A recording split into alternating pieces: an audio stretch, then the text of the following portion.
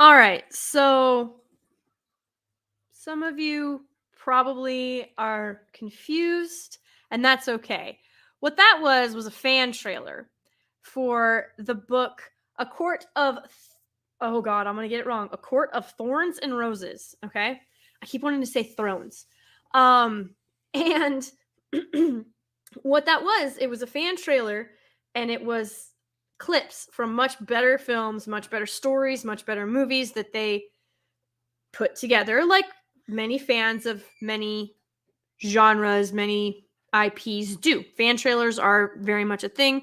And when nothing exists from your IP to be able to put to screen, they smash a bunch of stuff together. Now, there's clips in there from Lord of the Rings. There's clips in there from Troy, Bridgerton, all of these other different IPs that they sort of, you know, hacked and Frankenstein monstered together. And it's interesting to me that this there we go. That this particular story has as many fan trailers as it does. And it's I'm not going to say upsetting. I just do not understand why it's so popular. So, as you guys have probably guessed from the title, we're going to talk about my book club that I am a part of and sort of what happened the last time that I mentioned it. As I'm sure many of you know, things were thrown, a cupcake specifically. Um, there was a lot of tension. There was name calling. I didn't call any names. Um, but essentially it was a lot of drama, a lot of drama. And not anything that I particularly need in my life. I have enough stuff going on right now, but it's whew, it has I one chapter has ended and another one is about to begin. And I'm going to get into all of that very shortly. But first, some of you have been kind enough to make donations. So I want to get to those before I go off on some of my famous tangents and completely forget and get 100% derailed. So let's focus on you guys for a second. So Cybot for $5. Thank you, Cybot. I saw you in the chat. Says, Sup, Lady G. I remember you mentioned that the club made you read Court of Thorns. I myself read through the Thorn of Glass. I think it's, the Throne of Glass. There we go. Series by the same author. And I can tell you it is just as horrific. Everything wrong with modern literature. Cybot, I can't agree more. It's not just like modern literature, modern fantasy, modern escapism. It's a problem and it's pervasive. And we're going to get to that in a second. Because that's going to be something that we delve into quite a bit during this stream about why this is such a problem. And that and how they've taken young adult novels but wanted more graphic things in them. So now it's new adult is now the genre that they are that they're pushing. And because young adult is supposed to be geared towards teenagers, essentially, like young adults, like 20 somethings, later teens, stuff like that. But you have 13-year-olds picking up these books. So they couldn't classify them as YA. So they have now created a new genre called NA, New Adult, which I think is absolutely ridiculous, but I digress. But yes, that is something that we will definitely be getting into because a lot of stuff came to the forefront during discussions and during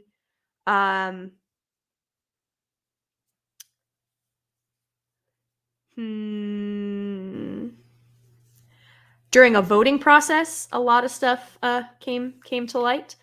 So yeah, it was quite interesting, but we're gonna get into all of it.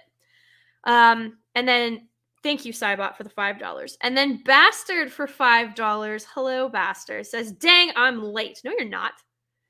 It just started. You sent this before the stream started. How could you possibly be late? Or did you have to leave and come back? Is that what it is, Bastard? I see. Bastard for $5 says, dang, I'm late. Can't cast stones anymore when Lady G is. Oh, when I'm late? I haven't been late for a minute. Haha. Ha. Something like, I'm not sure what's going on with the universe. I think the timeline is healing itself because Gary and I were both on time, and someone pointed out how absolutely terrifying that was for them. So that I got a good giggle out of that. But fear not, I am excited that you are here, and I'm excited to be here, and we've got a lot to talk about. Whenever you get back, Bastard, that's totally fine. And Blackest Night for $10 through Super Chat. Thank you, Blackest Night. Says, have you read The Demon Cycle by Peter V. Brett? If not, I cannot recommend it enough. 5-book series. It has pretty much everything you could want. Demons, blood, sex, and royalty. Don't know that I necessarily need that. The cess pot. But, I'll give it I'll give it a look. See what it's all about. 5-book series, you say? I might give it a little look. See, we'll have to see. I'll have to check the vibes of. I usually do this thing where I open a book and I give the book 3 pages, but I'll open it up in the middle of the book. And if I get pulled in, if I want to know what's happening, because I don't like people who turn to the end of the book and ruin it for themselves. Why would you do that? Part of the greatness of stories is how you get to the end of them. So I tend to open up a book in the middle and I'll read 2 or 3 pages. And if it pulls me in, if I'm intrigued to know more, then I will take the book and either check it out or purchase it and read it. So it's that's usually what I do. But Blackest Night, I will keep that in mind. I am writing it down right now. Peter V. Brett. Yes, I have a pen and paper. Demon Cycle. That sounds familiar. But I will go give it a considerate look, I promise. No promises on actually reading it, but I'll definitely take a look. So I think that should be all the donations and all the super chats. Yeah, it looks like it. So this stream started out with that fan trailer of A Court of Thorns and Roses. It is a book that has, for some unfathomable reason to me, has become a bestseller, specifically amongst women. It's nowhere near, someone tried to say that this was a modern, oh gosh, why can't I think of her name now? Jane Austen. They tried to say that this is a modern Jane Austen, and if Jane Austen could have written like this when she was writing, when she was alive, that she would have. And to those people, I laugh and say nay, because Jane Austen has talent.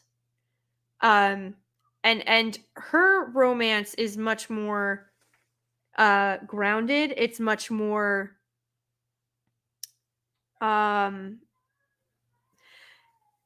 heartfelt. I don't know, it's just I don't understand how you're gonna make that comparison. But this book, A Court of Thorns and Roses, has sold 12 million plus copies. I don't know why. I only checked it out from the library, And honestly, I am ashamed that that is on my library checkout record now forever, like permanently.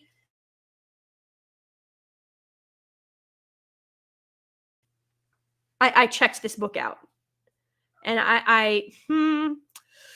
huh. Now it does not matter um that it was for a book club. Um I still read it, and I don't I could not grasp the fascination with it at all. It confused me, and quite frankly, I was actually kind of disgusted a little bit, um because there's no story there. And these books, I'm going to be straight up with you guys, particularly the male characters in these books. Um they're not God, they're not good guys. Morally gray is a thing, and it needs to die a cold, quick, harsh death so that people learn their lesson and stop trying to shove this down everybody's throat. I'm so sick of morally gray. Give me Golden Boy. And you know what? I am sick of disloyal witches with bees as well. Give me a woman who doesn't. You want to subvert a trope? You want to subvert expectations? You want to throw a wrench into something? Here you go. How about you make a woman that's actually loyal and steadfast and devoted to whoever her male love interest is? How about you do that? But these male characters in this book are everything that these women claim to hate. They are aggressive, they are dominating, they are alphas in pretty much all sense of the word, except they are toxic to the nth degree. This is not a relationship built on trust. This is like it's basically grape. Like it's quite graphic. It's very dominating, and the story, for lack of a better word, is there's so many plot holes and there's so much that doesn't link up. I I don't understand. I I I simply do not get how this book, this series has sold so well. Or at least I didn't until it entered into my book club that I am a part of. Now, um the thing is, I have probably oh, hold on, tiny humans, one sec.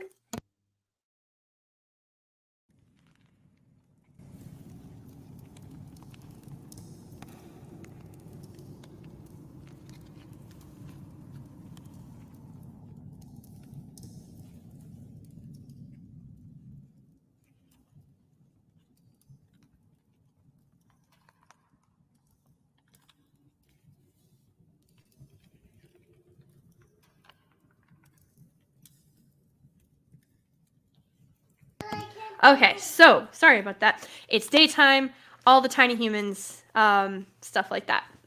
But it's are you Legioness? What is this? Why are you counting? What the actual? I'm back. I'm back. I'm back. But the thing is, these characters, I'm going to. It's. I don't know how to explain the way that these characters are described. They are very. It's like they're effeminate looking men with very alpha male characteristics. That is how they are described. Like, if you had to think about it, or if you had to like if you read the descriptions, it's very much a you get a very feminine feeling male. And I don't mean like where Tolkien's elves were ethereal and um this other level of like unworldly attractiveness. But it, it it's really like when you read it, it feels like they look like girls. And there is some fan art. Um, of course, there's fan art, and they have fan casting too. So they're side by side. But it's this character is Cassian. I believe it's how you say his name. I really don't care to pronounce them correctly or not. But here is like pretty much a bang on description, right? He's a little bit more rugged down here, but they're very lean, they're very feminine, like they're chiseled and yet soft. It's very confusing. Because they're not broad. Like when you read about them, it's they're not manly, they're not broad, they're not large. They are lean, they are thin, and they're very effeminate. And um I don't I don't know how else to say it other than it feels like a high school crush, like a self-insert high school crush that got put on paper. And it's just I'm I don't know. It feels like insult doesn't quite cover how this feels, because here we go. Here's another one. Like this is like, look at this. They all, God, with the smug ass looks. Like this is just par for the course of what this series feels like. Everybody's smug, everybody's morally gray, like, and it's just, why? Like these are not men of good character. There's nothing in these books that is a redeeming quality. These men are, and I've used that term loosely, they are morally ambiguous at best. The women are straight up conniving, cruel witches, but of course they can do no wrong. They're perfect. And there is stuff in this book, like I've said, specifically like the smut scenes, which there are a lot of. The women who are pushing this, the wine aunts who are pushing this, they claim to hate all of this. They claim to not want anything to do with this type of guy in real life, this type of lifestyle, this imagery. And so I don't know if they think because these guys don't look like Hulk Hogan or Arnold Schwarzenegger or Sylvester Stallone. I don't know if they think that it makes this behavior acceptable. I don't know if they think that it makes it somehow like less threatening. I am not sure. I do not understand why, if you are truly preaching again like this whole hashtag me too and women empowerment and everything like that, why are you pushing these books? It doesn't make any sense to me. And all these women that are in this book club, I'm going to be perfectly honest. There's older ones, there's younger ones, and there's like one or two in the middle. And none of them are in particularly good shape. I wouldn't say that any of them have particularly shot, like I'm not a beacon of personality either. I'm sure I'm quite dull to several people. But none of these women seek self-improvement or self-betterment, which is something that has been ground into me since I was a child.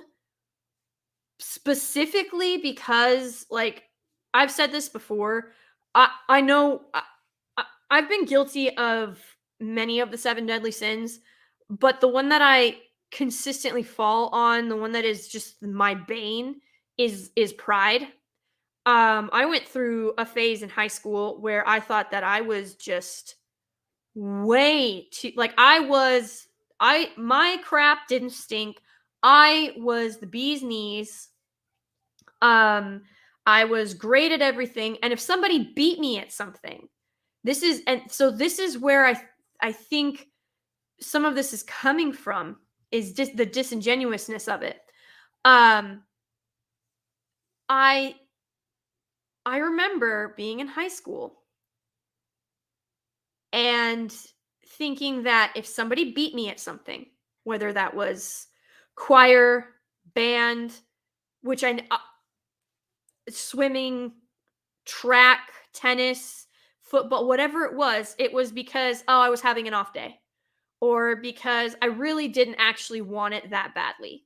So I just let them have it because I was in denial about the fact that somebody was better than me. I did not like to deal with that at all. Well, then there was something that I really, really wanted. Um, and there was no getting around the fact that this person was better than me. We I mean, we went up against each other. It was literally we were the two finalists, and she beat me. And I don't mean by a little bit. I mean she walloped my ass. I was stunned because I had never been beaten that badly at anything in my life. And rather than and so yeah, I was humbled by that, but also it lit this fire in me. I was like, okay, I'm gonna do better.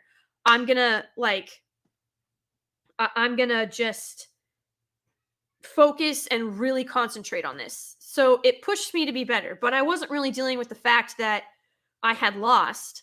I simply was like, okay, that just means that I have to train harder. I have to push myself harder because I know I'm better than her. Like I was still in that cycle of denial. And I've brought this up a couple times, and I'm not, like I said, I won't get into details, but honestly, I don't know that I would have changed all that much if I hadn't nearly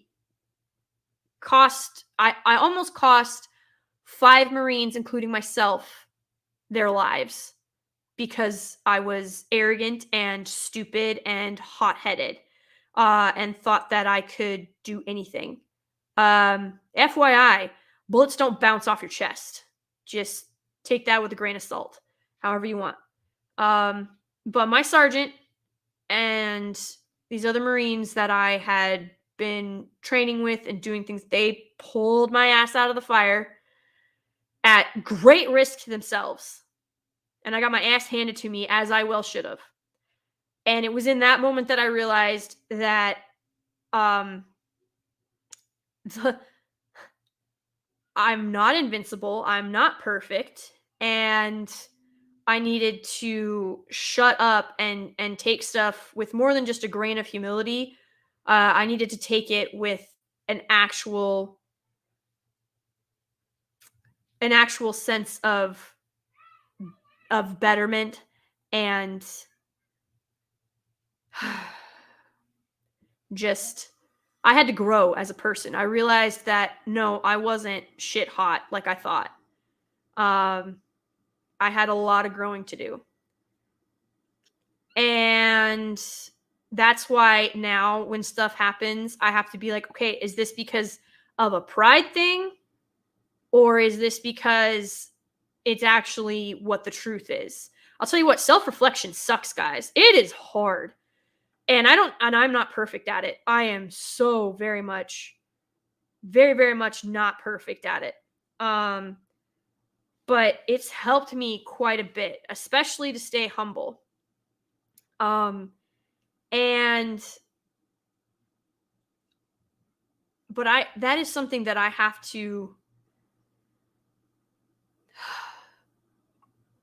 it's still not second nature to me.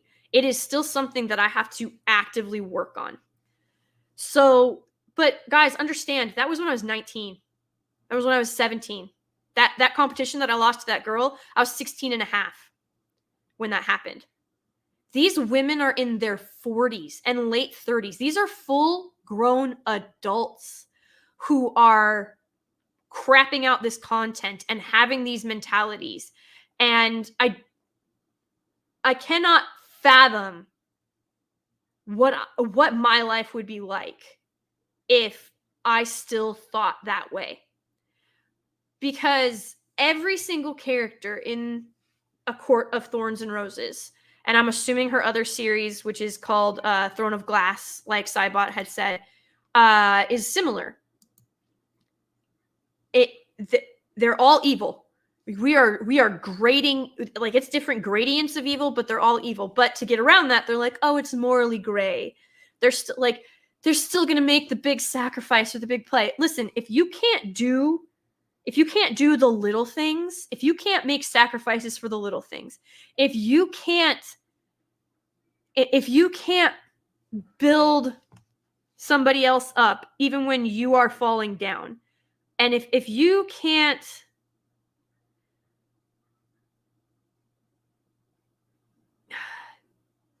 admit when you are wrong, or put someone else ahead of you for any, it doesn't benefit you directly, but you're putting that other person ahead of you because you realize that they need you to. Okay? If you're incapable of doing that, you're not going to make the big sacrifice moments. Like, this is something that irritates me to my core because I have seen this, guys. Like, I have witnessed this with my own eyes. I have witnessed the guys who on paper are 100% the best Marines, sailors, soldiers you could ever see. And I have watched them run like little bitches when something didn't go 100% their way. They didn't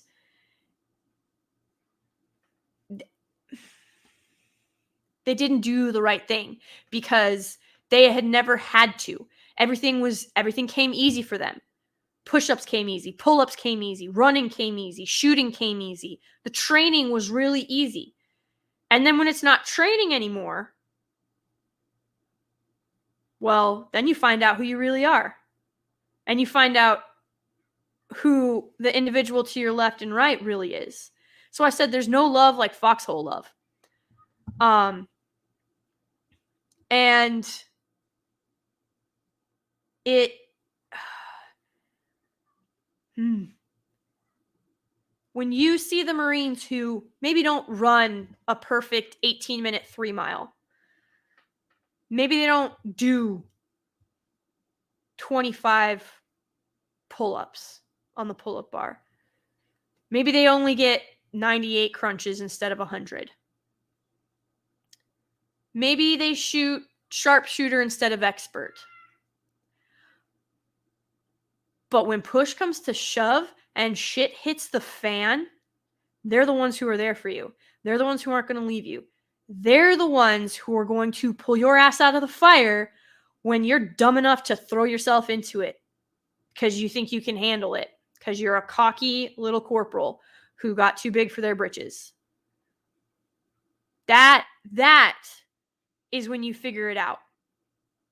That doesn't matter how good you look on paper. Unless you are actually tested,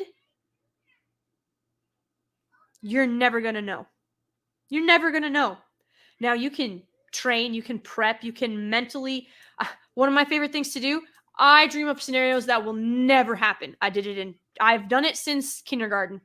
I've done stuff like, oh man, what if an angel came down right now during this exam? And usually, this is what I'm talking about. This usually came out of like a selfish desire to not have to finish a test or like something like that. It was, man, what would be a big enough distraction that this test would become meaningless? And I'm like, wouldn't it be cool if like an angel came down, and what would I do and how would I react? And guys, for a long time I was like, I'm going to be the next Holy Mary, and I'm just going to be awesome like that. Oh my God. Pride and blasphemy rolled into one. Yeah, I had to go. My penance was pretty harsh for that one, for good reason. But that stuff I went through as a kid.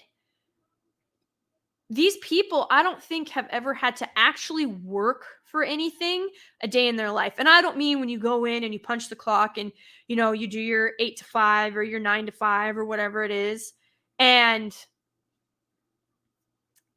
that's not what I'm talking about. I'm not saying that they have not been employed, but there is a difference between employment and work. Employment is how you are reimbursed for your time to be a productive member of helping it move forward in the structure that it currently exists in. That is not the same thing as work at all. I have seen, if you ever listen to anybody who has reached the elite levels of their field or their passion, whether it's bodybuilding, like if you listen to Olympians talk, they don't watch television. They haven't touched refined sugar in years, if ever. You talk to gamers who are at like these world championship tournaments. It like you talk to these car manufacturers, these business owners, these CEOs of successful companies, of successful entities, or you talk to inventors whose product, maybe it wasn't a disruptive product like the internet was, where it completely changed the way that we live our very lives and communicate with each other, but it they did incremental inventions that greatly improved already existing technology or already existing machinery or already existing processes, so that our life can improve. Okay, there's so much out there. There's so many passions, and there's so many careers that are not mainstream, that are not the white collar, sit behind a desk or in the corner office in a glass and steel box and look out over a cityscape. You've got farmers, you've got ranchers, you've got fishermen, coal workers, roughnecks, other oil riggers. You have, these people who do hard labor, and it's just, you're just like blown away. But when you talk to those people, okay, they don't sound like the athletes. They don't sound like the bodybuilders and the CEOs and the car manufacturers, because the athletes are doing it because it's their passion, they're talented, and they've been able to get paid to perform, if that makes sense. And I don't mean like adult pretenders where you get up on the screen and you act. I mean, they have been paid to perform at elite levels of physicality, of art, of things like that. Okay? But they burn out. They sort of lose their passion. They sort of lose their grip if it goes on too long. They can burn out. I mean, Michael Phelps is perhaps one of the best known athletes in the world for good reason. But even he has said that swimming just wasn't fun anymore. Right? And I don't know if that's because he didn't really have any more competition left. I don't know if that's because he'd already done everything he had set out to do. I don't know. I have no idea why he said that. But when you talk to farmers and you talk to ranchers and you talk to oil riggers and even some of these small business owners who do like flower shops and farmers markets, stuff like that. I mean, guys, my whole family does. They're electricians, they are welders, they're mechanics, they're farmers, they're ranchers. And like when you talk to those people, they're exhausted. They have been up since 3:30. It's now 10:30 at night. They are just trying to heat up their supper, get something in their belly so they can rest for a little bit, so they can get up and do it all over again at 3:30 again. And they're just like, their bodies are wrecked. They run themselves so hard, and they don't get television, and they don't get medals, they don't get any of that stuff. There's no instant gratification for them. There's no award ceremonies. There's no torch passing in the public eye. There's no ceremonies at all. And you're like, so then why in God's name would anybody do it? And it doesn't matter which one of my uncles you talk to. It doesn't matter which one of my aunts or my cousins you talk to. All of them who work those kinds of jobs, all of them who lead those kinds of lives, every single one of them says the same thing. I couldn't imagine doing anything else. Couldn't imagine doing anything else. It wrecks them. Fences, guys, if you knew just the daily crap that comes up, let alone the bigger stuff you got to work. Like, everybody thinks farming, okay, freaking what's his face, Bloomberg. He's like, was it Bloomberg? I can't remember. But he's like, oh, well, you put a hole in the ground, you put the seed in the ground, you cover the hole up with dirt, you water it, it grows, and then you come and pull it out of the ground once it's ready. Like, what? No, that's not how this works at all. And he's trying to call farmers dumb. I would love to see him crawl up into a combine. Oh, yes. Please, dear God, let him crawl up into a combine and run it. Go ahead. Oh, man. But if you've got livestock on your yard, or if you're a rancher, fences go down. You have to watch out for different wild grasses and weeds that can poison your livestock. You've got to make sure that you go out. If you live up where it freezes, you got to go out and you got to break the ponds. You got to break the troughs. If you don't have heated troughs, which are like a luxury, quite frankly, but you have all this, like, that's just, it can take hours to break up the ice. It can take hours. You got to make sure they have access to hay. You got to make sure that they aren't sick. You got to make sure that none of them is twisted. You got to go. I used to think that counting cows was the dumbest thing in the world. I'm like, oh my God, there's going to be as many cows today as there were yesterday. No, there's not. I remember the first day I went out and I only counted 38 cows. And there were supposed to be 40 in that field. And I counted again. And I counted again. And I counted again. And I panicked because I was like, oh my God, I've lost 2 cows. I didn't lose 2 cows, but they weren't there. So I went to my great uncle and my grandpa, and I said, there's only 38 cows in field 12. And they're like, all right, let's go see what's up. A fence that I had checked the day before, that bastard broke. It broke. I was like, I checked this yesterday. It was fine. Running fence line, checking fence line, you have to do it. You have to do it, and you have to know what you're looking for. You got to know what you're doing.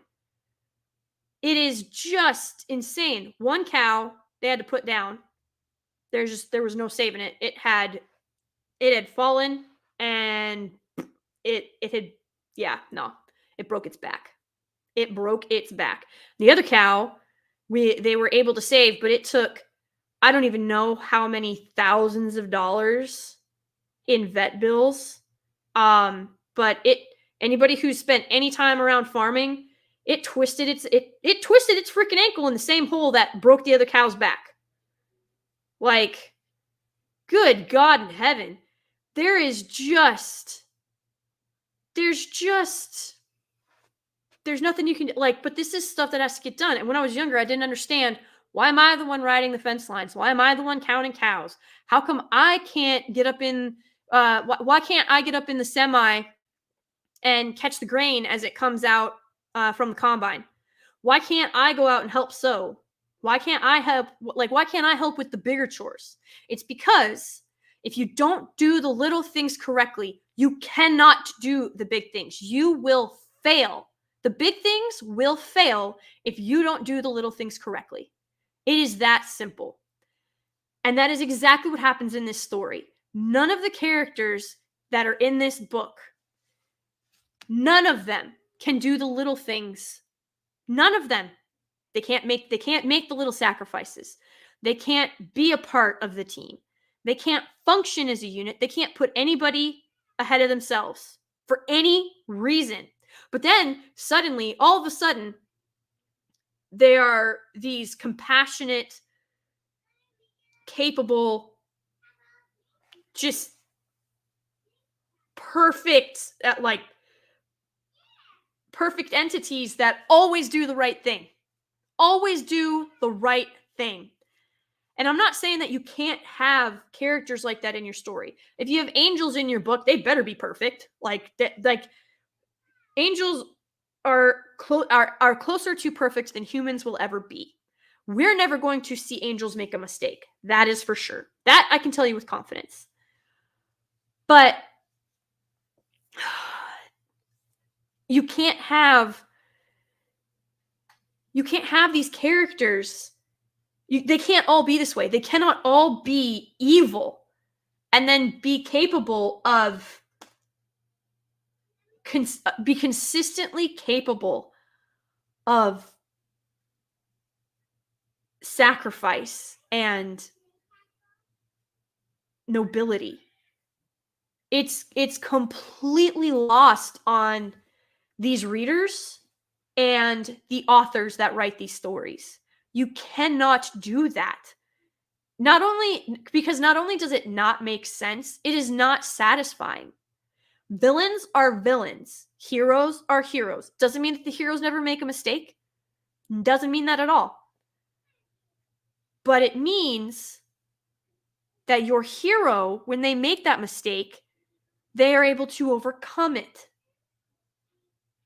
You have nothing like that in this book. There is no character development. There is no arc that makes any sense. It's just straight smut. And when I pointed out my issues with this book to my book club, and even though many people agreed with me, I have officially been voted out of my book club. Like, voted off the island. Bye, Lady G. You gone. Gone like a freight train, gone like yesterday. So it's stunning to me that there is all of this fan push behind this story. And how they're like, oh, we want to be inclusive. Like, we want to talk about what is interesting to us and what we love and why these stories are our escapism, are something that we can enjoy together and discuss. Instead, it has become what they swore it never would, which is essentially being able to talk about sexual fantasies, and how hot the MC made them feel, because the male MC, because they're imagining themselves as the female MC. For anybody that is unaware, MC stands for main character. So, by the way, I'm over love triangles. I've not seen one done properly in a long, long time, and I'm really over them. But my book club decided that because I was the most vocal opponent to this book, when it came up for vote and it won by a single vote, I desperately wanted that thing overturned. I said, I don't want to read, I don't want to read this book. This isn't what this book club is for. This is a graphic smut novel, and this is supposed to be a place where we're coming to get away from that. I don't want the YA And they're like, well, it's not YA. I said, but it's the same thing. I said, I don't want the nihilism. I don't want the morally gray. I don't want the enemies to lovers trope. I don't want it. No, and I said, nobody that has voted against this book wants this. Our book club is effectively split down the middle. I was like, A Court of Thorns and Roses has been artificially pushed by feminists who are now single and lonely and desperate for attention. And I was told that that was hateful to say. I was told that that was inconsiderate, and that while we may have, opinions about certain things, we're supposed to leave political opinions at the door. This is not supposed to be a political discussion. I said, I didn't bring up politics. And they said, well, you brought up that you don't like feminists, that you don't like feminism. And I said, that is not what I said. I said, this is being pushed artificially by feminists who are now lonely and desperate. I said, I was referring to the group of people who pushed a certain ideologue. I didn't bring any politics into this. I am stating a fact. Well, apparently that caused issues. So this new girl who came in and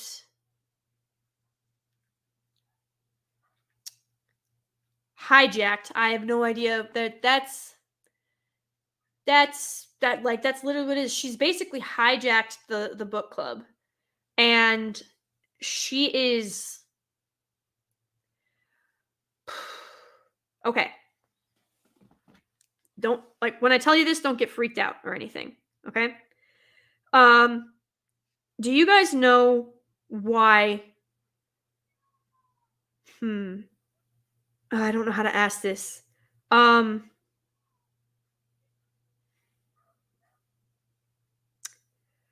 Okay, radiator fluid. Stick with me here. It's sweet. That's why you gotta, like, keep it away from your dogs. Or coolant. That is, like, antifreeze. That's what it is. Antifreeze. Antifreeze is sweet. So that's why you gotta keep it away from your dogs. Arsenic has no taste, so you're able to disguise it. Poison is a favorite of females because it's passive aggressive, like most females are. I mean, like, lethally passive aggressive.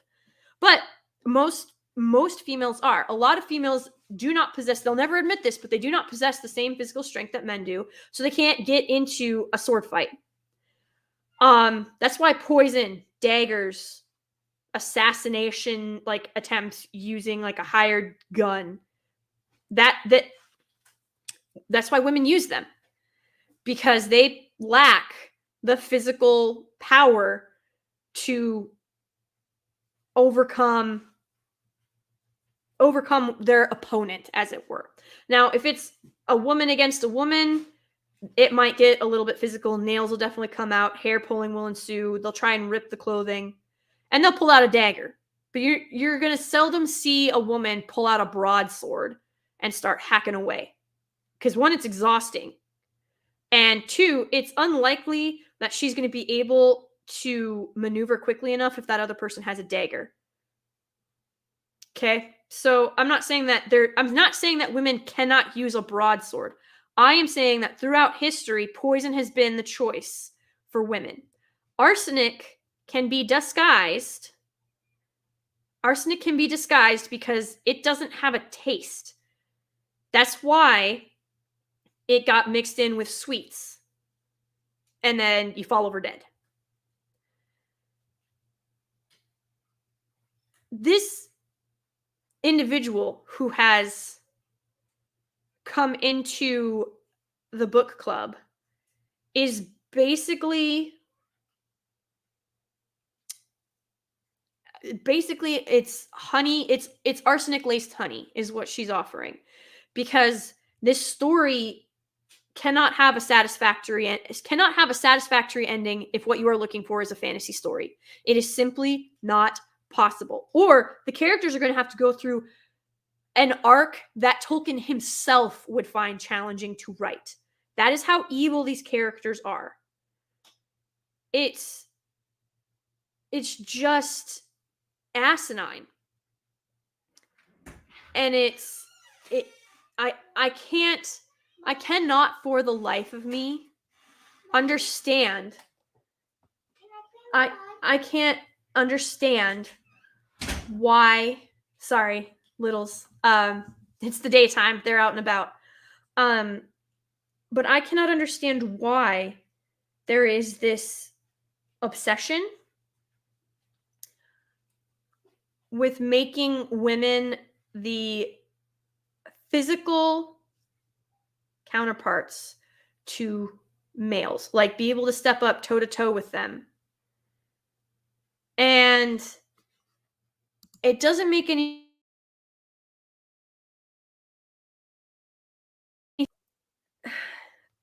there's a reason that women are usually kingmakers, because women are very devious, especially throughout history.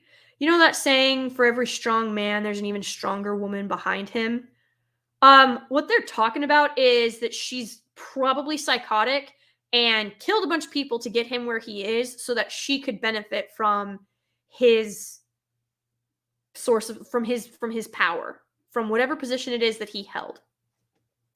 But that's what women had to do. They had to be it's so unfair the way women are written today, because women throughout history were cunning. They were calculating. And they did everything they could to be the most desirable. And that if that meant you had to play dumb, you played dumb. If that meant you had to be voluptuous, by God, you stuffed your dress. Like, you did everything you could to catch the eye of the most powerful and most important person in the world, or in your world at the very least. So when you write these female characters, and you make them exactly like men, you are completely disregarding their intelligence, women's intelligence, because they had to play the game. They had to be conniving, and they had to be willing to kill, and they had to figure out how to do it without it coming back to them. It's plain and simple. Women were ruthless throughout history. And I remember I got into a debate with somebody once, and they were like, how come there weren't more female rulers and empresses and queens? And I'm like, there were plenty throughout history. Like, plenty throughout history. What are you talking about? They're like, well, there's so many more men than there are women. I was like, look, Bloody Elizabeth, also known as Queen Elizabeth I, she killed more Catholics than, and you can look this up, she killed more Catholics than Hitler, and Hitler did not like Catholics. But that gets brushed aside, because this is also the same woman who championed the arts, who championed schooling for, I won't say peasants per se. You had to have a patron. Like, you couldn't just be a peasant that would learn to read. But this is when she killed all those Catholics, it was a reaction to her sister, Bloody Mary, who killed a bunch of Protestants. Guys, I'm not kidding. Every time a woman is in power, go take a look. Huge genocides and catastrophes happen, and in a lot of cases, it is dynasty ending stuff. Okay? There are very few women throughout history who were powerful and did not let it completely corrupt them. You want to talk about power corrupting men? Go look at some of these women rulers and leaders. Freaking Catherine the Great, Elizabeth the First, Bloody Mary, Cleopatra, just those are some of the most popular ones. Okay? And it's mind-blowing when you look at everything that happened under their reign. I mean, my God, Marie Antoinette did a lot of stuff, but what is she most known for? Something she didn't even say. Let them eat cake, right? But she was so concerned, she was so vain and so wrapped up in her gluttony and her vanity. Like, it brought about the destruction of nobility, of royalty in France. And it's so easy to like look back and go, man, why didn't they do this? Or why didn't she do this? Or why wasn't it this way? Guys, it's because when you get into those positions of power, you just it's so easy to become disconnected. It's so easy to just steamroll things. And where men have these glorious, usually battle related fantasies where they've defeated the evil on the battlefield, they've successfully led their men, and they have brothers that they've bled together with who they're next to them, and they're looking out and they realize that for their people, for their country, for their king, if this is what's in your fantasy, where you're a soldier and you're doing the right thing, or you're a general and you've led the troops and you're looking out over it and you realize that your people are safe. That is a common male fantasy. But they're usually standing up there with like their brothers in arms, right? They're standing up there with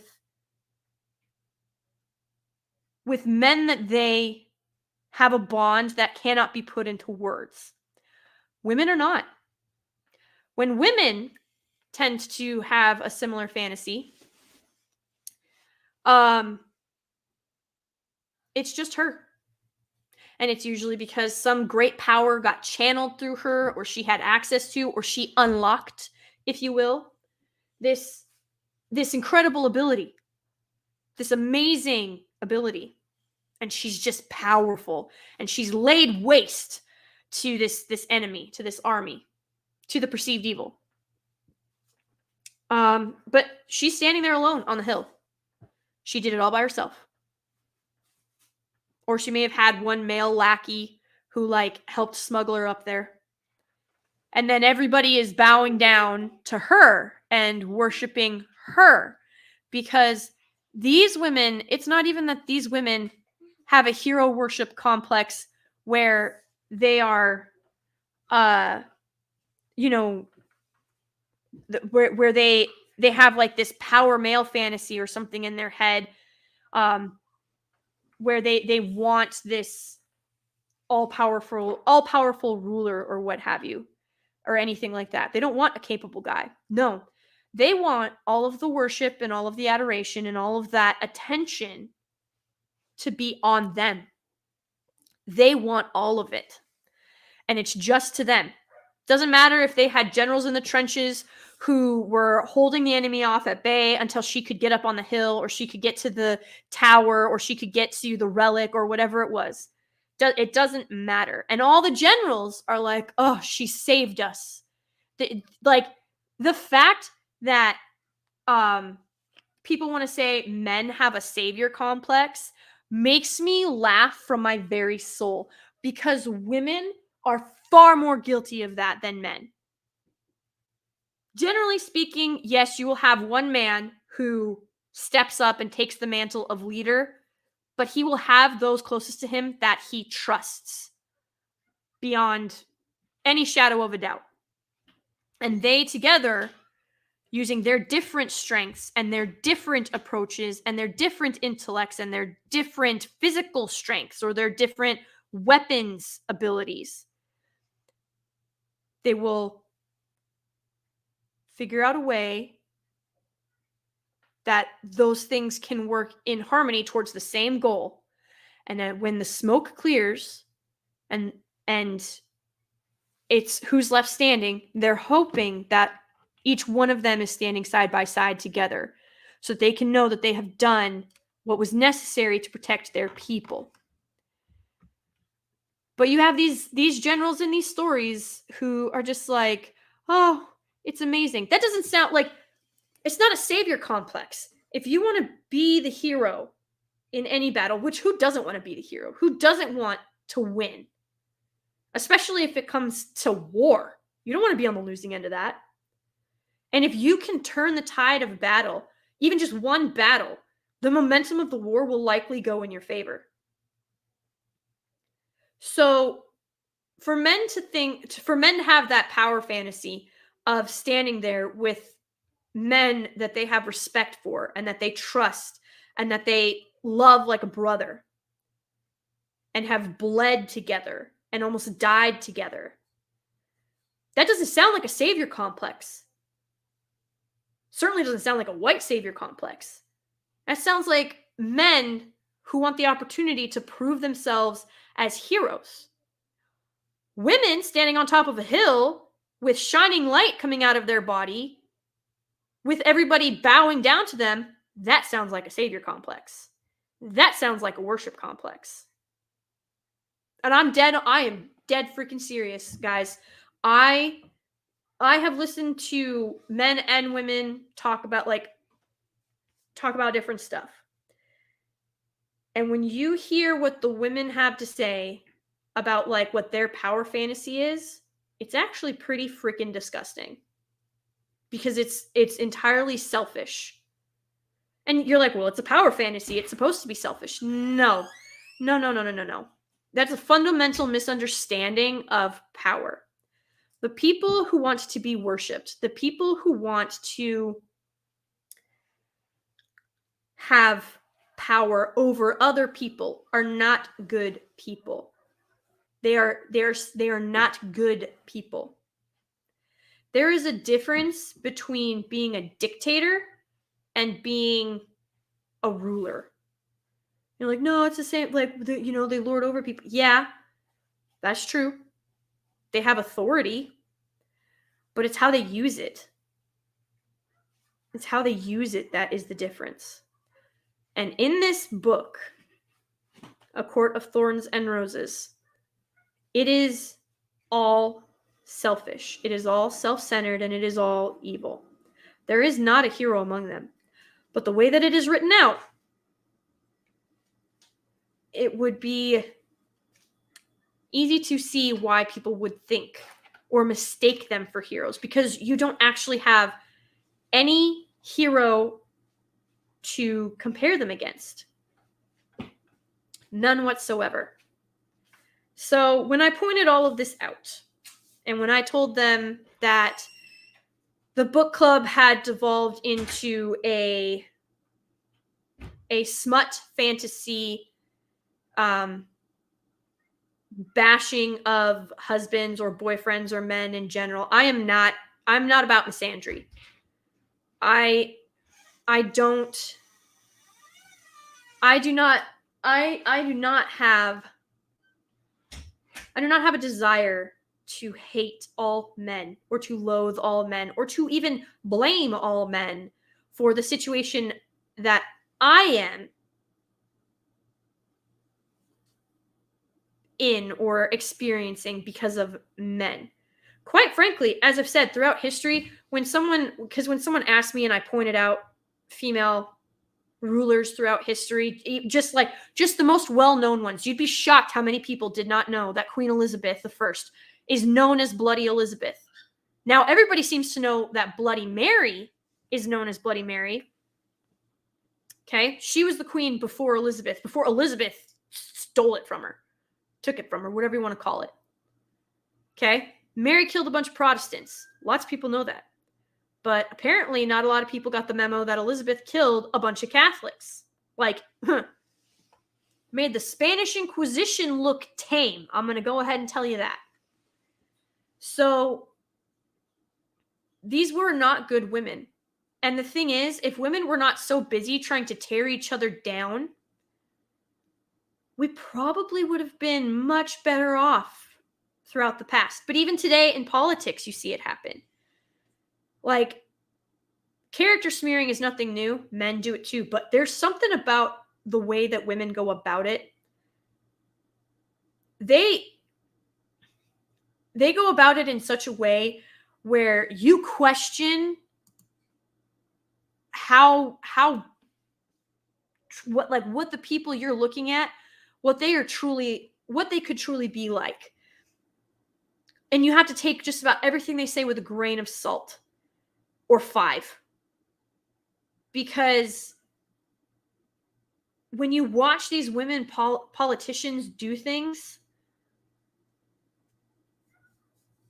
you realize just how dangerous what they are saying is.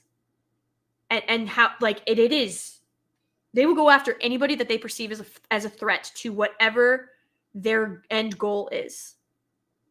And they will do it in the most passive-aggressive way possible so that nothing can come back on them. It's not really their fault, and they always get someone else to do their dirty work. And if you want proof, Amber Heard and Johnny Depp are a perfect example of it. Her fans came after Johnny Depp like nothing you have ever seen. And when it all came out that it was a bunch of lies, they came after Johnny still.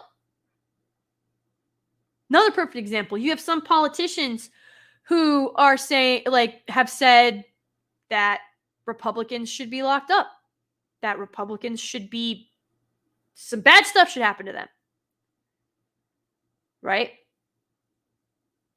But they make these speeches and they rile up the crowd, and then the crowd goes after those people. Not them. Not them.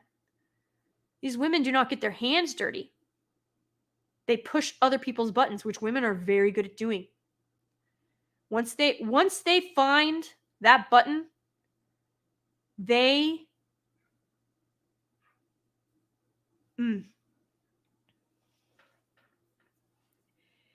it's devastating.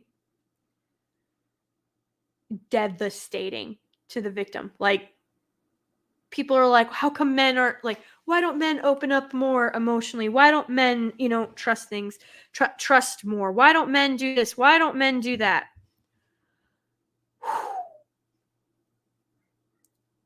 It's because, and I'm not saying that men can't be manipulators. I'm not saying that men aren't sociopaths. But I am telling you right now, the number of women who are manipulative, conniving, controlling, sociopathic individuals far outweighs the men. But we have been playing this game a long time. And some stuff is coded into DNA. You just kind of know how to do it, and you're not really sure how, you're not really sure why. But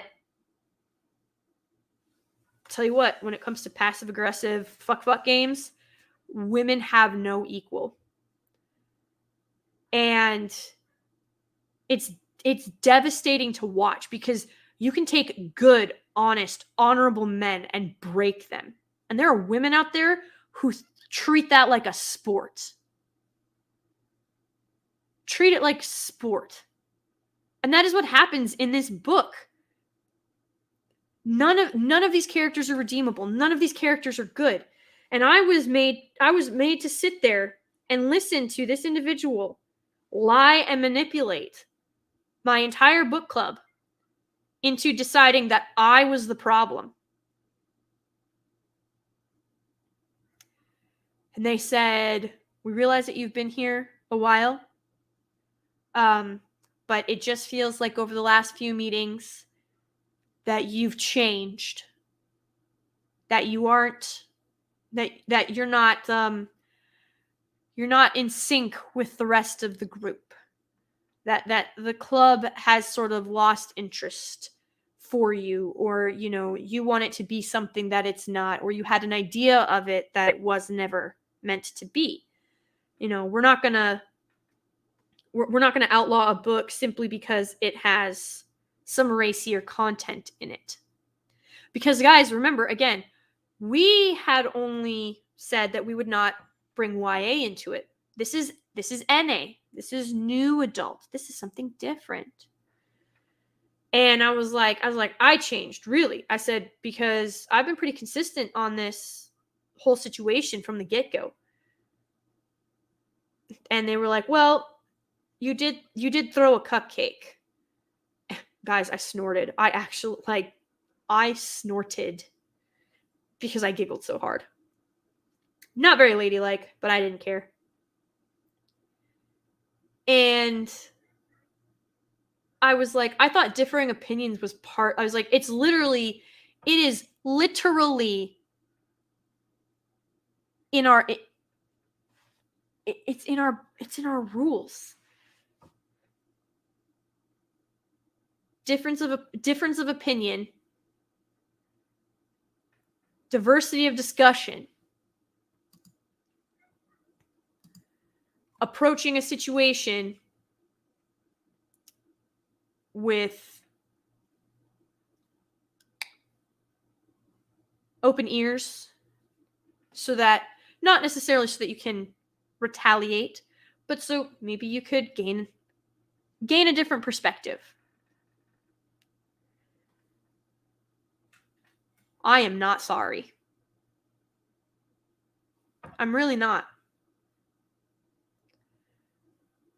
And I don't regret tossing that cupcake either.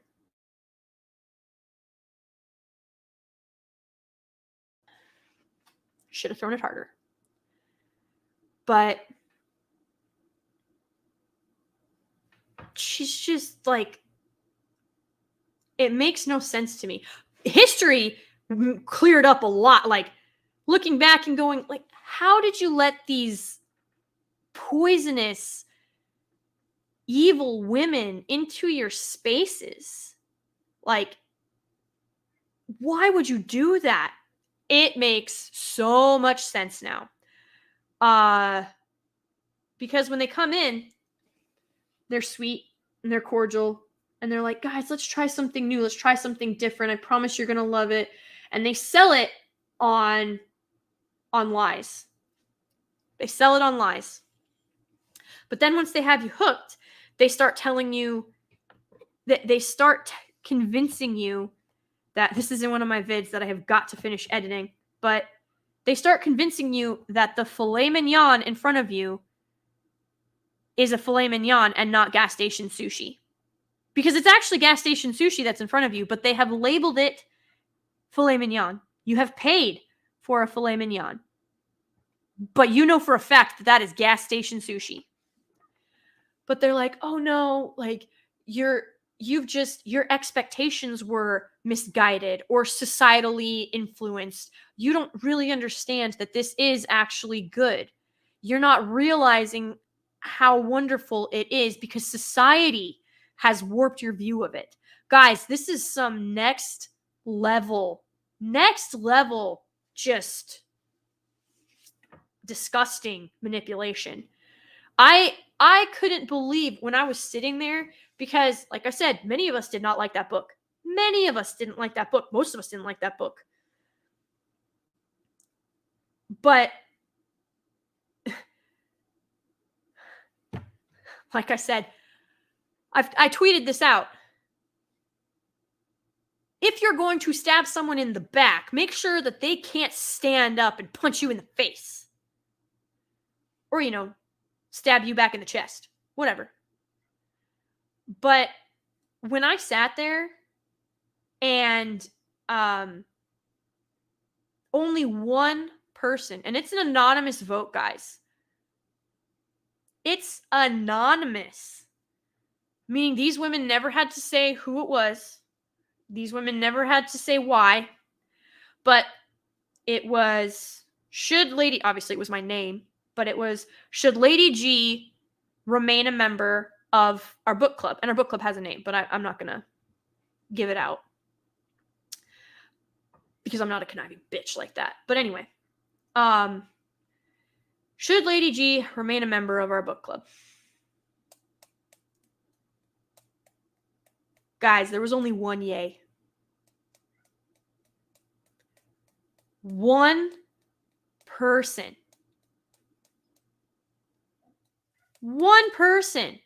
wanted to keep me. I'm going to tell you this right now. I know who it is. And I told them straight up, I was like, if you don't want to stay, I was like, this is going to get worse. This is going to get worse. If you do not want to stay, that's fine. We can do our own thing. But she's scared, guys. She doesn't want to build something from the ground up. She doesn't want to have to be, what she wanted was what I wanted, where it's a slightly organized group of women who read a book and come together and discuss what they liked, what they didn't like, tropes, stuff like that, and be this sort of brand of escapism that is a bit more personal.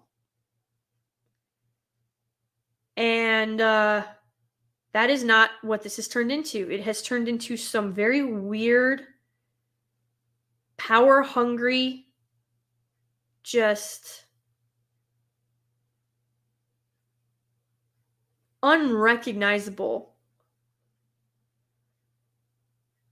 to what the intention of it was.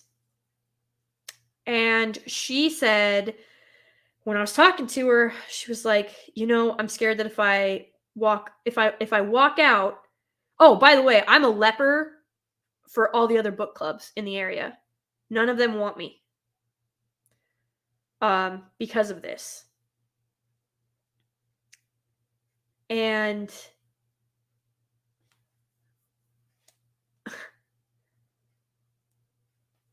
she's like, I'm scared that if I walk away, it'll just be you and me, and that's it. And she's like, and I love talking to you, but I feel like we would run the risk of just repeating the same ideas. And, we wouldn't really get a varied discussion. And I was like, I completely understand. I get that you don't want to be banned from every single book club in the area. I laughed and said maybe I should walk around with a big scarlet A on my chest. For those of you that don't get that reference, it's the scarlet letter. But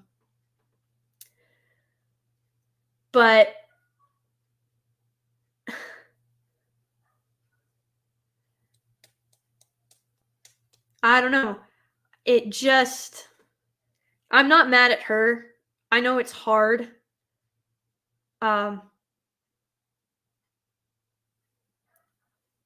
But the fact that none of these other women saw it coming,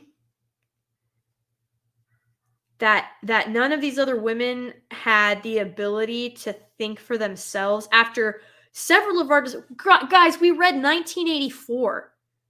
And they talked about how, we can't get sucked into the rhetoric. You can't, this is such a good lesson on why you always need to check yourself and not get pulled in by the seduction of the easy road or of power or the promise of safety. I mean, we read Atlas Shrugged. The books that we have read, I'm just blown away that we've had all of these discussions and apparently none of those lessons stuck. And I get it. All these women are terrified that they're going to be shunned, that they're going to be outcast, that they're going to be mocked.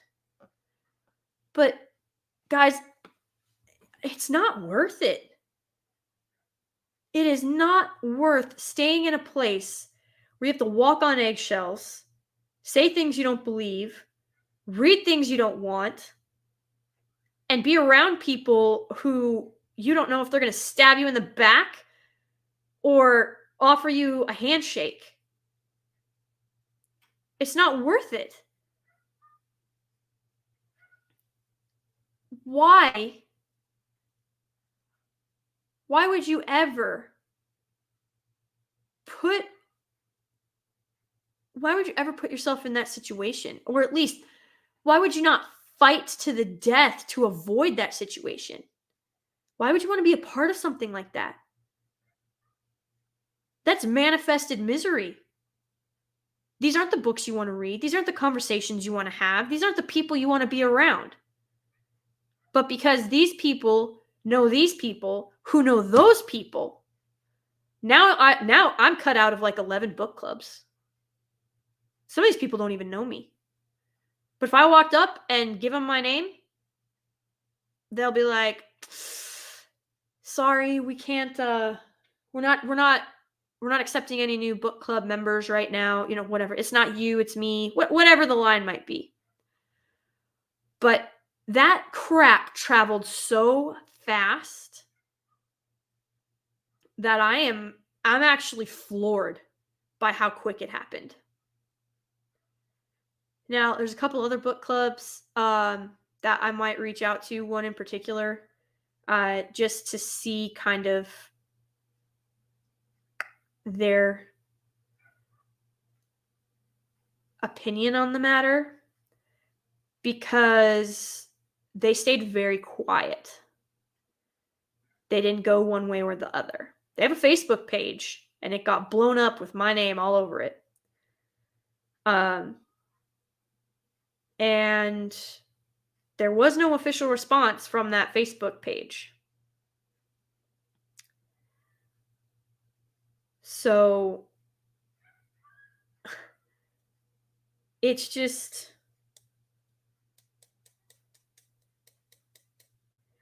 I'm just curious on what their opinion is. I have a feeling because they're not saying anything, they agree with me, but they are also not going to publicly say that, because then their book club will be on the shit list. And it's so ridiculous to me. Like, we're reading books, guys. We are reading and discussing books.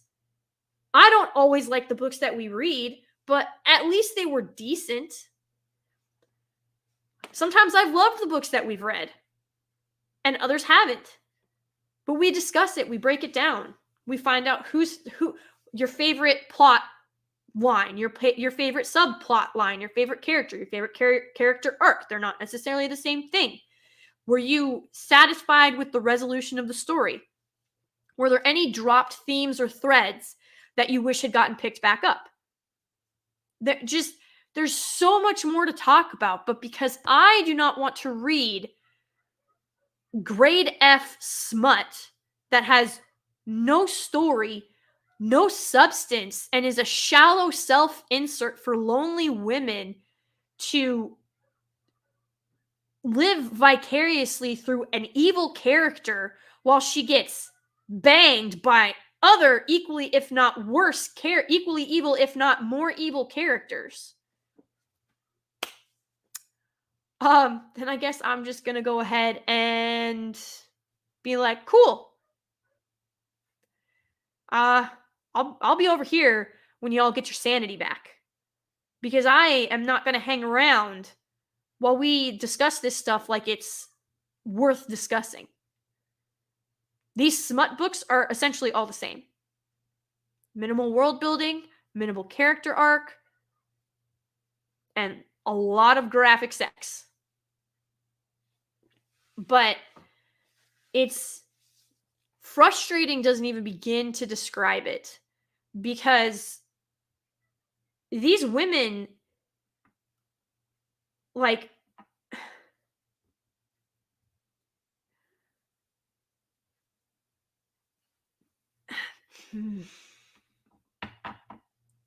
sorry.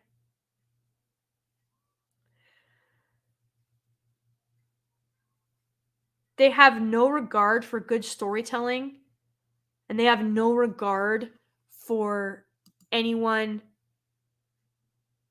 with a slightly different worldview. There's no... These women can't laugh at themselves. I'm going to tell you that right now. Not one of the women in that book club can laugh at themselves. I know, because I've poked jokes. I've done self-deprecating humor. And they're like, that's not funny. I was like, okay, if y'all don't want to laugh at yourselves, it's fine. We really shouldn't take ourselves that seriously. But you do you. But apparently, me coming out against graphic scenes, which are essentially sexual assault, and me saying that I don't need this in my storytelling, if that's what this is. I don't. If this is the stuff you want to read it in private. I don't care. And they're like, we shouldn't be ashamed of our smut reading. And I'm like, nobody said you had to be ashamed of it, but you also don't have to go and wave it out into the open world. What happened to decorum? I mean, think of it like this. You have women who are reading these kinds of novels out in public. If they were listening to the audiobook, like, mothers would cover their children's ears, or at least decent mothers would. If it was on a laptop, they'd get hauled off for pornographic material being displayed, like publicly displaying stuff like that. Like, yeah, books can be more discreet, but these women aren't here for romance. Like, that's what I have to laugh even harder when they're like, oh, it's new adult romance. And I'm like, this is not romance. I don't know who broke you, but that's not romance, y'all. Romance is making your husband his favorite meal just because you want to. Him opening the door for you because he's a gentleman. Him bringing you a flower. Just because. You making sure that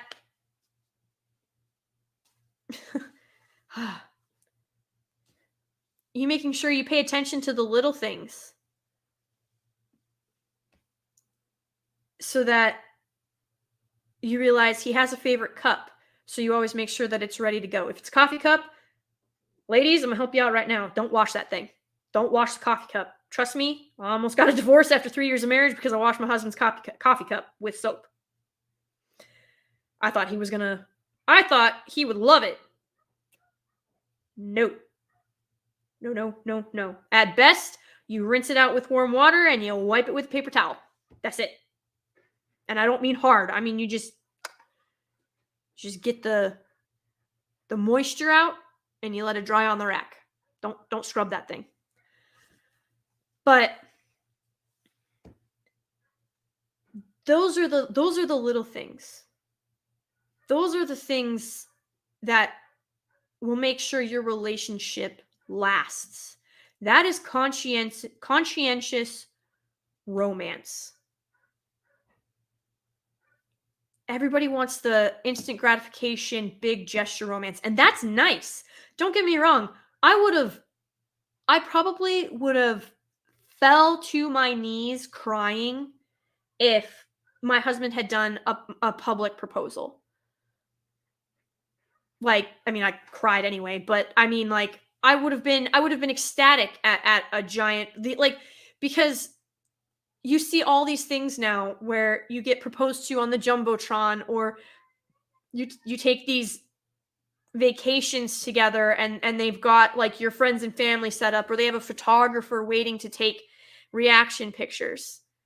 Okay? But those huge romantic gestures, 10 Things I Hate About You, where Heath Ledger grabs the mic because he's trying to apologize to Julia Stiles' character, and he sings that song. He's, I love you, baby, and if it's quite all right, I love you, baby. Like, that's amazing. Those huge gestures are wonderful. And because you're making a public declaration of love, but those are not the things that sustain a relationship. Just like if you're not able to make the small sacrifices when it comes to being a hero, like if you are not willing to put someone first when it comes to the little things, you will never be able to put someone else first when it comes to the big hero moments. It just doesn't work that way. So it is not the giant romantic gestures or even the hot badonk, like, the hot boot knocking that you do in between the sheets. It is the conscientious care of your partner. And yeah, that gets exhausting. And yeah, it can break you down. And yeah, you can get frustrated. We're human. That's allowed. But I'm telling you, it's worth it. Because when the bigger stuff comes up, you've got a solid foundation to build off of. The relationships in this book are built off of nothing except physical attractiveness, power, self-centeredness, selfishness, and like just, I don't know, like nothing that is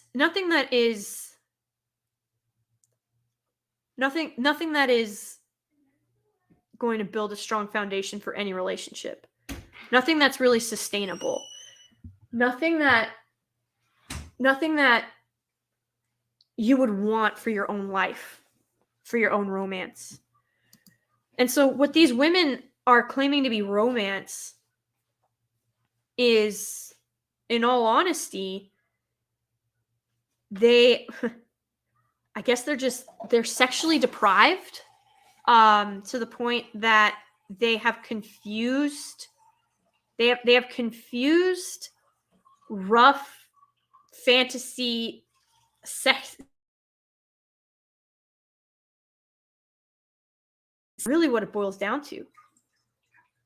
And that's both sad and, I mean, kind of sort of in the realm of you did this to yourself. Because when you go around and you demonize all men and you refuse all men and you reject all men and you tell them that you don't need no man, and then you become a 40-something-year-old why-not with no kids, no relationship, no significant other, yeah, you're going to have a giant hole in your life. Jesus could, help you out, but you were like, nah, we're going to ignore him too because he's a man. It floors me. This book, oof.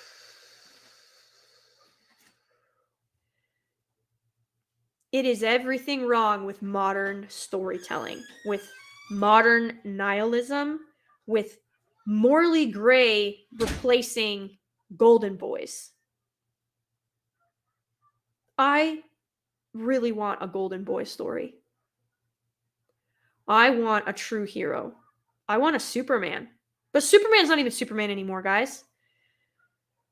So, I am gonna go ahead and I have a couple things I guess I'll announce. One, I'm starting my own book club for members. You can come in at the lowest level and we will do a monthly book club stream. I still have to put the ground rules in and sort of what our solid schedule is going to be and everything like that. I'm going to be a little bit authoritarian when it comes to the beginning of this.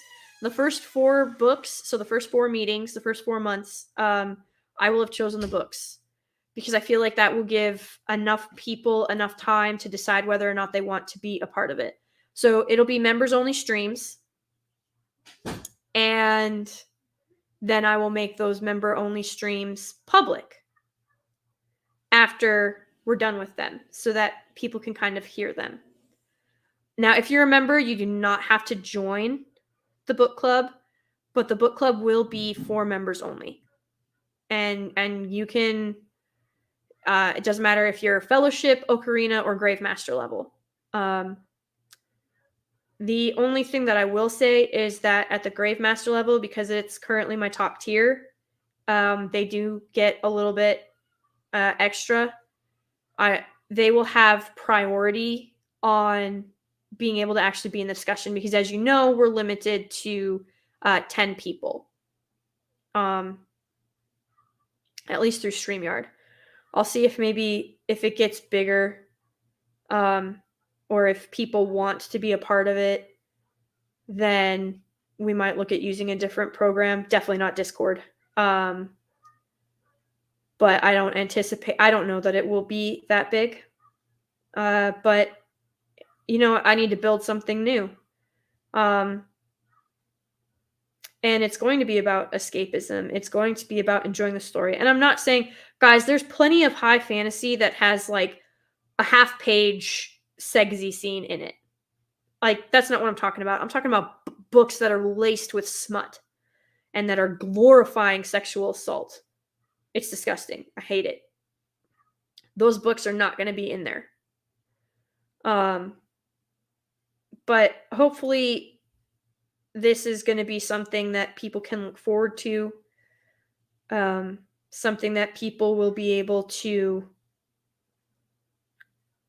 maybe books that they've heard of, that they have an opinion of, that they've never read, just because there's maybe movies been made about it, or something like that. Like, one of the books that I have up for one of the first 4 months is Robinson Crusoe. And I'm stunned at how many people don't actually know that story, that book. It floored me. But it's one of my favorite stories. Redwall will definitely be one. So there's 2 out of 4. I won't tell you which order. But it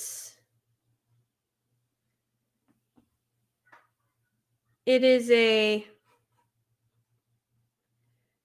high time that good stories were talked about again, and discussed, and hopefully having a book club that we all want to be a part of, you guys might be able to actually enjoy.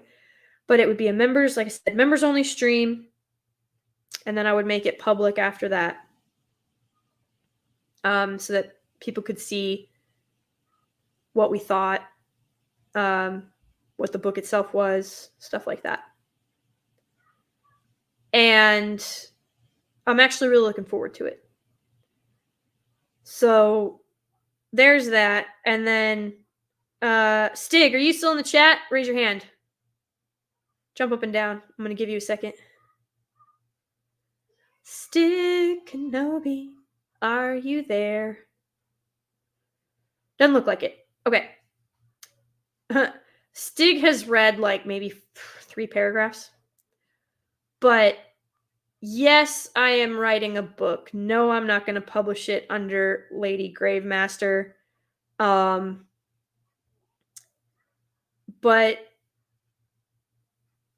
I am, like I said, it would appear that, and there are, guys, don't get me wrong, there's incredible stories that have already been written that I've never read, and I would be happy to discover them. But the specific story that I want to read does not exist. So I'm going to make it. And then we'll see how it does.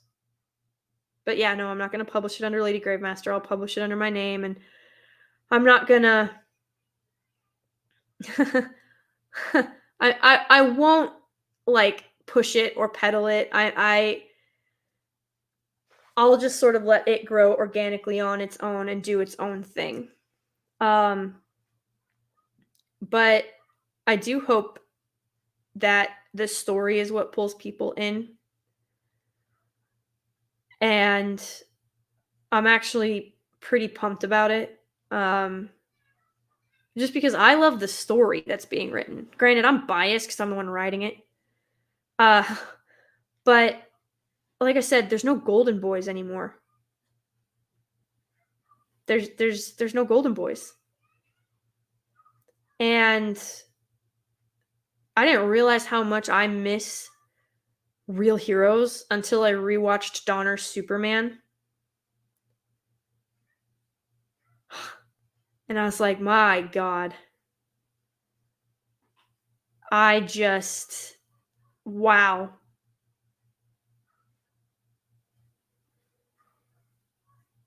Just, it today's stories don't come close. They don't come close, guys. And then I reread Lord of the Rings and I was like, yeah, no, morally gray has corrupted storytelling. Because like I said, Golden Boys aren't perfect, but they are doing their absolute best to always protect and defend what they love. And they would rather sacrifice themselves than anybody else if it meant that what they loved was protected. So I'm actually thoroughly enjoying writing it. We'll see if anything actually comes of it. But I don't know. It's been a lot of fun. But I promise if any of you pick it up and you read it and you're like, "Hey, have you read this book?" I will play dumb and I'll be like, "No, what is it about?" And then you can tell me all about it. uh but I don't know. Like I said, it's been interesting. But I'm very much over the teenage power fantasies. I'm very much over the effeminate men, um, the moral gray, and the lack of world building and storytelling in general. And when someone tried to tell me that this was a high fantasy novel, I almost threw another cupcake. Because it is at best, it is a dark romance fantasy. But like I said, it's not even real romance. It's glorifying sexual assault. I have no idea how you classify that as romance. So, yes, those are the big things. Gonna build something new. I'm gonna build my own story, which means, God, I probably won't have that sucker ready to publish for 2.5, 3 years. So it won't be anytime soon, guys. Sorry. But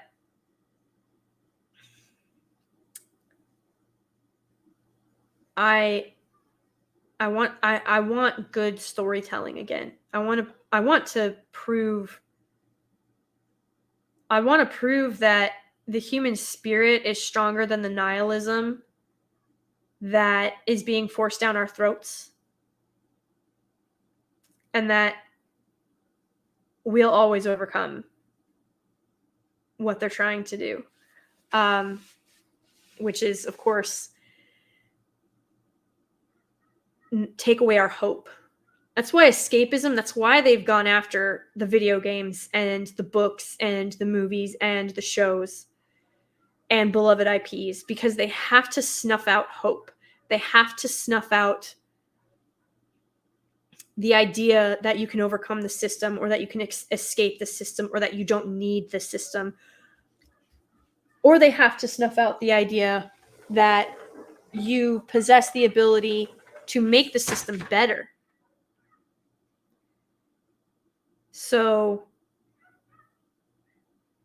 it's high time that these people got handed their asses. So I'm actually really, really looking for. I've already got I have a few mentors. Thankfully, I'm lucky enough to know several professional writers. And the schism between them could not be bigger. like I've said before, I've got a friend who refuses to do anything except like traditional publisher houses because she is still of the mind that they know what they're talking about. They know their audiences. They know what sells. And then I've got other writer friends who are like, self-publishing is the way. Publishing houses are no longer, they're not looking for the best stories. They are looking for, you know, what can sell 1 million copies the fastest. And right now it's all this YA drivel. And so they're not looking for the best stories. They're looking for the cookie cutter stories that they are doing what Disney has been doing. I don't know if you guys have looked at publishing houses in a while, but the stuff that's been coming out of there is not good. They are essentially doing what Disney is trying to do, which is find a formula for instantaneous success and profits. And they're like, okay, well, YA is being gobbled up by 18 to 40-year-olds or 18 to 45-year-olds, which is their target demo. So like, okay, well, we're going to roll with this YA stuff, and we're going to put in all of these representation characters so that we can, you know, when the sales fall or the sales fail for most of these, we can fall back on it being because the readers are toxic or the readers don't appreciate, like the readers are oppressive or ists or phobes or whatever. And then because they have enough representation in the IPs that they've been publishing, they can get grants from the federal government. And I said grant, not loans, grants. Freaking ways to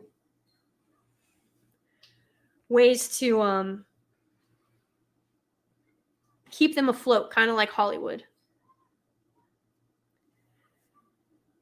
And it's just pretty shocking. When I found out a lot of stuff that was going on, I went, oh my God, I can't believe that's real.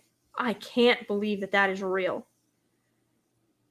But like I said, I've got writer friends who are ready to cut the cord from traditional publishers, and I've got others that are not. And that schism is becoming much more defined of late. Because, you know, self-publishing, it used to get made fun of. It was, well, your book wasn't good enough to get published by one of the publishing houses, so you had to do it yourself.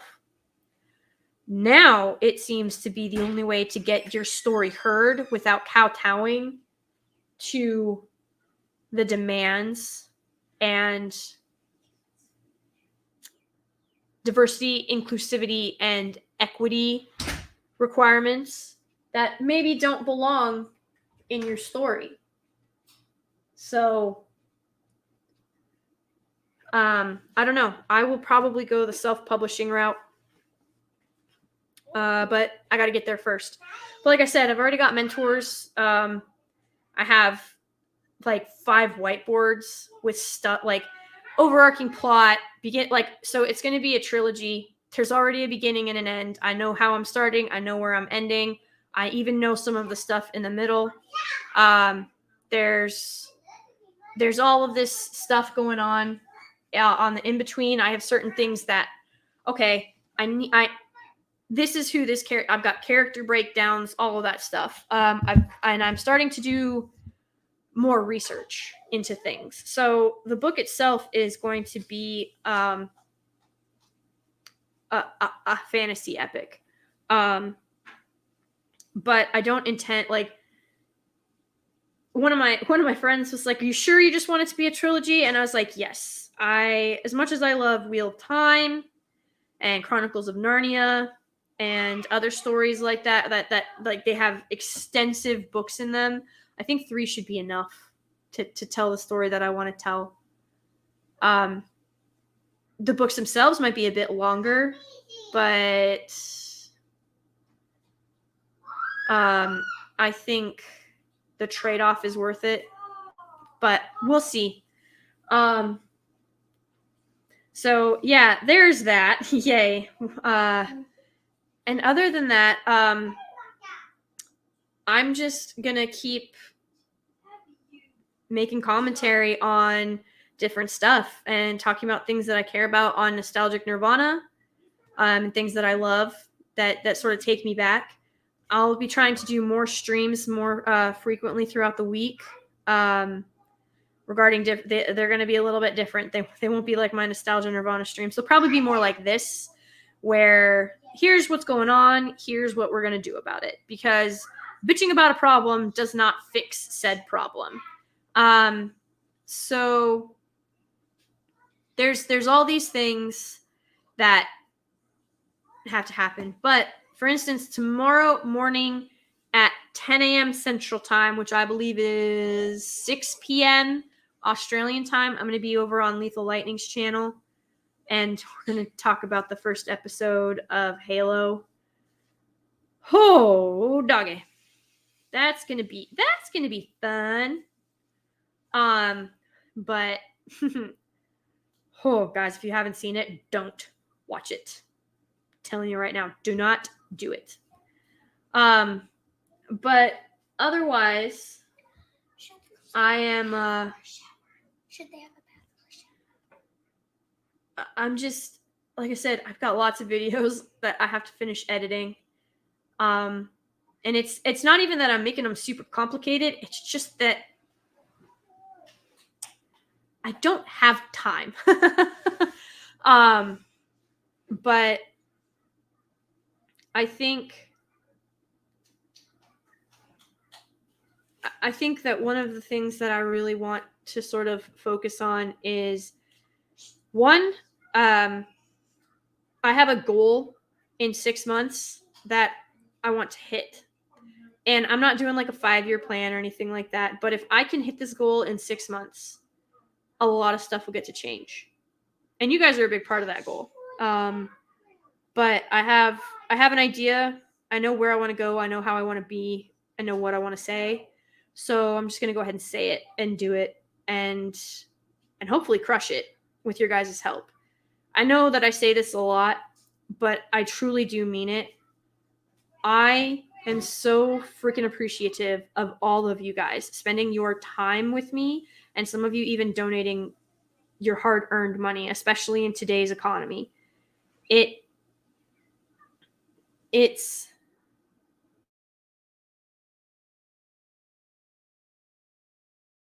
humbling, and I appreciate every single one of you for being here and just always having the good stuff to say, or constructive criticism, or jokes. I love jokes too, guys. So there's just so much to love, and you guys make that really easy and really heartfelt. And speaking of valuable time and valuable money, Andrew Matthews for £5, a super chat, says, sadly, in 12 months, most of these women will have left the book club. Don't rock the book in people can be strong, unfortunately. Oh, yeah, no, I have a feeling, like I said, I told my friend, the one who voted to keep me, the one person who voted to keep me, I told her, I was like, this is only going to get worse. I have no doubt that book club is going to be dissolved within the year.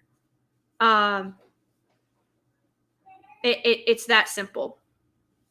And this has sort of lit a new fire under me. This is that, like, I had always kind of had outlines for the story that I wanted to write, but I was like, I'm not a professional writer. Like, at best it would be a fanfic. Maybe. But this has really shown me, this has really made me view it through a different lens, and it's lit a new fire in me to actually tell the stories that I want to hear, because I am not finding them. And if I am finding them, it's still not exactly what I'm looking for. You know what I mean? Like, there's a specific escapism that I'm looking for, and I have yet to find it. So I'm just going to make it. And hopefully other people will like it too. But if I can get even just one person to like the book, then I've done my job. Outside of me, of course. because that's what storytelling is supposed to be. You're supposed to transcend normal barriers. You're supposed to want to share that piece of your soul with others, to inspire, to evoke some kind of emotion, to maybe pull them out of a place that they've been stuck in a rut for, or to inspire. And I'm not saying that my story is going to do any of that, but if it can even bring one person some form of escapism, then that's all I ask. Because I just want people to enjoy themselves and to not be ground down by reality, especially when it's invaded our pop culture and you just can't get away from the lecture and you can't get away from the monotony and the nihilism. If there's nowhere left to go, it's very easy to despair. It's very easy to give into it. And I don't want that to happen. And I refuse to let it happen. It would be so easy to just be like, you know what? To hell with it. Why not? I'll just become a cynical, bitter, old, get off my lawn type person who doesn't care. It's so easy to do that. You cannot let yourself fall into that trap. You simply can't. There's no way to live life. There's no way to experience life. There's no way to go through life or to have any kind of semblance of life. So I'm looking forward to just I'm looking forward to just, I don't know, like I said, telling a story. But thank you for the 5 pounds, Andrew Matthews. I really appreciate it. And Eric K has become a fellowship member. I expect to see you, sir, at the book clubs. You don't have a choice. I'm kidding. Of course you have a choice. Not really. No, just. But thank you so much, Eric K, for becoming a member. I appreciate it from the bottom of my soul. You guys are all amazing. Like I said, lots of drama has gone on. And, you know, I think I'm going to be, honestly, looking at it, I know I'm going to be better off, because the way that that place is going, the way that that book club is going, it's not looking great. It's not a path that I would walk willingly. That is for sure. So I hope that you guys, if you are struggling to find some place to escape to, or not really sure what to read or where to go, I hope you'll consider the book club. I think it's going to be a lot of fun. And I'm really looking forward to talking about it all. And once I have it all square, I'll do a members post and sort of lay the ground rules. And then I'll probably, during my Nostalgic Nirvana stream, once I have everything sort of square, I will, you know, be like, okay, here's what it's going to be. Here's the first 4 books. Here's the ground rules. Here's sort of the structure. If you want to know more, I've got a members post explaining it. And I look forward to hearing everybody's thoughts. So that's probably how that'll go down. But I hope that you all are having a great weekend. We've been going at this for 2 hours. I think that pretty well is long enough to be talking about this insanity. And, you know, thank you. Just thanks for coming. Thanks for being here, listening, adding your comments in the chat. I've seen some of them, so that's pretty fun. But yeah, you guys enjoy your weekend. Have a great rest of your day. And I'll be on Lethal's channel tomorrow. So have a great night. Thank you all so much for coming. I'll talk to you later. Bye.